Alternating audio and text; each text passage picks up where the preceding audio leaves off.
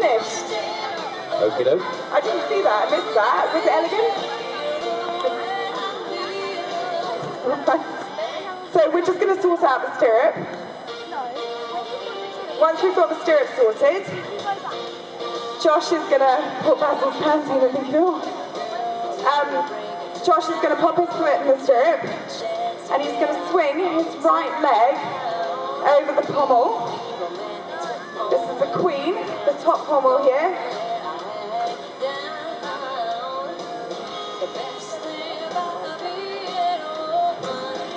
Josh is just going to have to fold. Yeah. Now, I want him to swing his right leg over the queen, which is the upright pommel. So that leg over there. Perfect. Now he's making the typical beginner's mistake. You've twisted your whole body. There we go. You want to make sure you keep your right shoulder back at all times. If you keep your right shoulder back, you're actually sitting, although your hips are twisted, you're sitting very straight on the saddle. When you're on a side saddle, if you put your hand up and block the lower half of the horse, the lower half of the rider, so you can't see the legs, you shouldn't be able to tell the difference between riding astride and astride and astride. You should be completely straight. Now give him a walk on, give him a kick. Exactly the same, you're just missing your right leg. So give him a kick. He's very responsive, he will net grain. Ooh, we're keen. He's right off. Easy peasy. He's making this look far too easy. Would it be true to say he looked a little natural in the side saddle?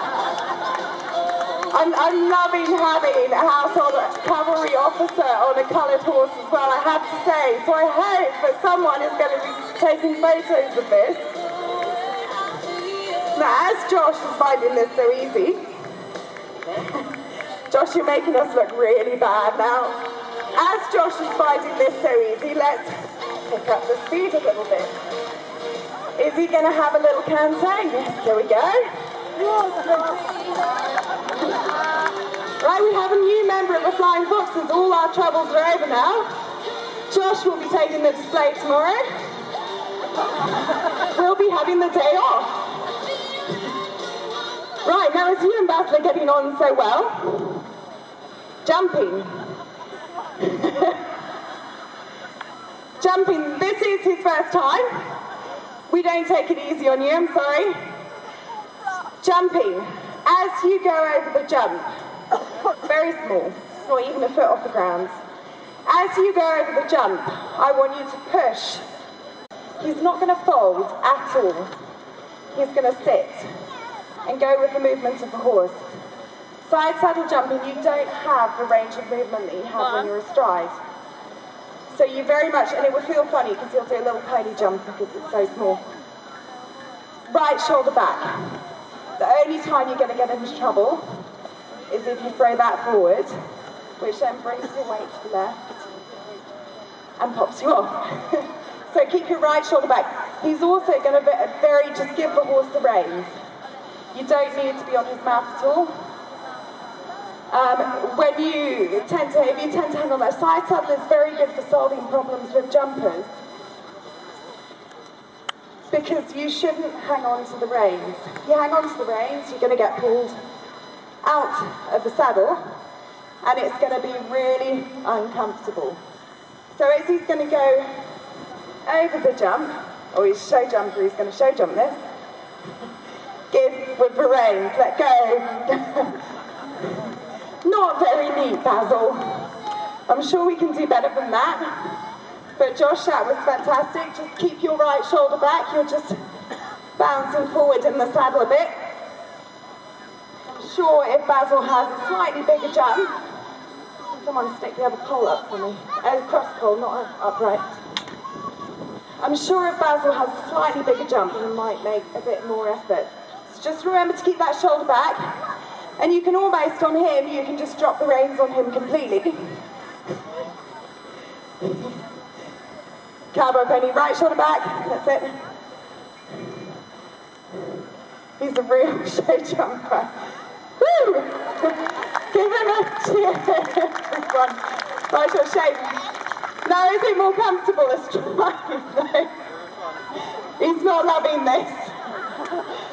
You're sliding forward in the saddle. You shouldn't be knocking those bits on a side saddle. Men, amputees from the Second World War and the First World War, when they came back, they suddenly couldn't ride, and riding was a huge part of the culture then. And they would often take to a side saddle. And you'll see nowadays, there are often, you find side saddles with the pommels on the other side, so offside side saddles. And those were used by the amputees. So if you lost the sort of lower half of this leg, if you rode on the other side, you could still ride.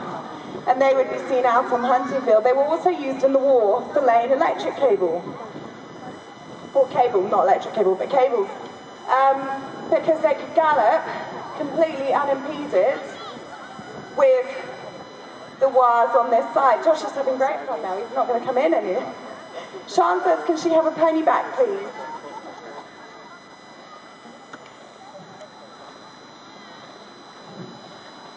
One of the other questions we get asked is it bad for your back? And the answer is, well, trot's not very nice. Trotting does impact on your back. You have to have a lot of movement. You absorb a lot of movement. Give him a round of applause, ladies and gents. Ladies and gentlemen, a round of applause for Josh Tate. The future Mrs. Tate may be having a word with Rebecca later, but I'm sure he'll be absolutely fine once he gets some ice. There you go, he's going to show you how to mount again. You absorb a lot of movement through your back. But these offside side saddles are often seen